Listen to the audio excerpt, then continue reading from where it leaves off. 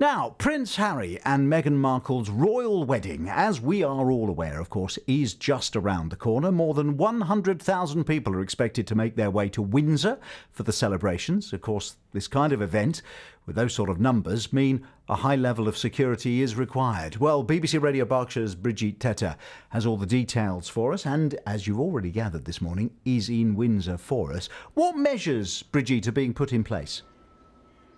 Well, unfortunately, I can't call the weather. I'm hoping it will be a little bit brighter than it is today on the day of the wedding. But in terms of the security and other things that are going on, we've got CCTV, we've got hostile vehicle barriers and a number plate scanners, which are already in place, actually. And in the coming weeks, people will start to notice an increased police presence too. We'll have a mix of armed and unarmed police officers. Look out for search dogs as well. You'll see the mounted section in and around the town here in Windsor, the police unit and the National Police Air Service also in and around the area. And that's the preparation. What about the day itself?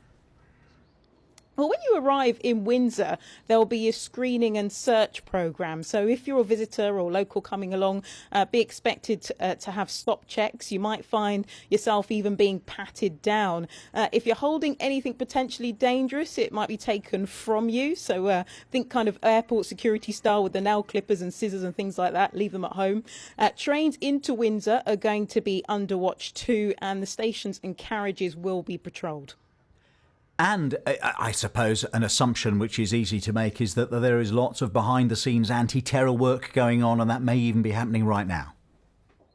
Well, as you can imagine, Vernon, we're not privy to those details because they need to stay secret. But residents, local businesses and visitors are being asked to be vigilant, to report anything which looks unusual or suspicious. The police operation will be amongst the largest in the Thames Valley's history, actually, to cope with the amount of work that, of course, all these visitors and the event's going to generate. A number of other forces like the British Transport Police, the Metropolitan Police Service, Surrey Police will also be involved. Thames Valley Police also saying their response to incidents and day-to-day policing will not be affected. Brigitte, thanks so much. More from Brigitte Teta, who is in Windsor for us this morning. So just how are the residents feeling ahead of the wedding and all that heightened security that we've been hearing about? Well, let's find out more from Richard Endicott. He's the Vice Chairman of the West Windsor Residents Association. Thanks for joining us on BBC Radio Berkshire today. Not a problem at all. Good morning. What is the attitude of people in the borough then? Excited. As always with these major international events, we're very proud to have them in Windsor. And the general view on the doorsteps around the area is one of excitement. But when you have a high-profile event like a royal wedding and you have the security, the necessary security measures that we've heard about from Brigitte then, it does mean that ordinary life is curtailed to a certain extent. Absolutely. We know that as local residents that we'll certainly be keeping our cars parked on the driveway for the event. And we won't be able to move around the local area in terms of transport. However... Surely not everybody is happy with that, are they? Well, no, there are certainly implications. I play cricket for the local cricket team, and we've had to cancel our fixtures for that weekend. We've had to tell the opposition that obviously they can't travel to Windsor, and there's been some minor disruption to various people. I'm sure the only thing that concerns us in terms of transport is emergency services. And their ability to move around the area. But Windsor's well versed in dealing with major events like this, and I'm sure the plans in place will accommodate these issues.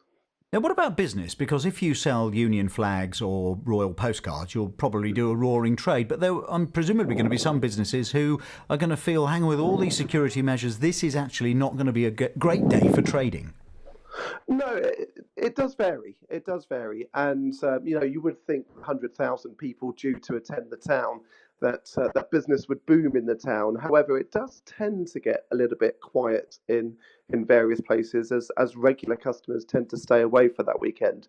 But again, business owners, they would have seen what happened in events prior to this particular royal wedding, and we'll certainly make arrangements for that. Is there an upside for residents, less businesses but residents? Is there an upside with an influx of visitors? Some residents are renting their houses out, I hear, for Airbnb and other providers for for significant amounts of money from what I gather. But overall, for residents, I think the feeling is of pride in our town. We love seeing our town on the global stage. I remember when Prince Edward married Sophie many years ago, and my mother and father were in San Diego at the time and could follow the events there. So, there is immense pride from the residents of Windsor at the events that's happening in our town. Richard, you haven't got a spare room that you can rent out on Airbnb, have you? Well, yes, we have been looking at that, but no, sadly not. There's nowhere to go. No, I'd have to do a lot of clearing out of the spare room before anything like that in my house, that's for sure. And as the Vice Chairman of the West Windsor Residents Association, do you automatically get an invitation to the wedding? Unbelievably, no.